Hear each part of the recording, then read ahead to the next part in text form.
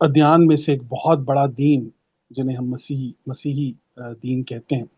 तो हज़रत ईसा अलैहिस्सलाम के फॉलोअर्स, उनके चलने वाले, और उन पर इतना बड़ा ये दीन, इतना बड़ा एक निज़ाम, एक चीज़ क्रिएट हुई है। तो इसकी क्रिएशन में एक तो हमें ये बता दिया गया है, जिस पर हम बहुत दफ़ा प्रोग्राम कर चुके हैं, कि एक उम्मत को बनाने में एक जो है, एक आइडियोलॉजिकल मदर जो होती है, उसका कितना अहम तरीन किरदार होता है। तो इस चीज़ को सामने रखते हुए हमने ये बताया था कि ईसा अलैहिस्सलाम की वालिदा को तो हम जानते हैं, लेकिन बहुत कम लोग हैं जो हज़रत ईसा अलैहिस्सलाम की नानी को जानते हैं, जिन्हें कुरान इम्रात इमरान कहता है। तो उनके ऊपर उन उन उनसे बात हमारी शुरू हुई, और फिर हज़रत मरियम, और फिर उनके बाद हज़रत ईसा अलैहिस्सलाम की पैदाइश। तो इस चीज़ को सामने रखते हुए अब हम बढ़ रहे हैं सूरह निसा की तरफ। तो हमने ये देखना है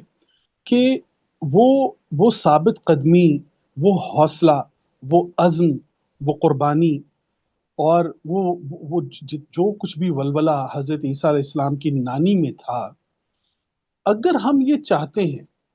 कि हमारे माशरे में, हमारे घरों में भी ऐसी बेटियाँ, ऐसी बहनें, ऐसी माएँ पैदा हों, तो फिर हमें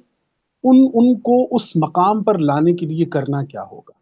यानी आपने अगर एक उम्मत की तश्कील देनी है, एक उम्मत तश्कील देनी है, तो फिर आपने उम्माहात के साथ करना क्या है?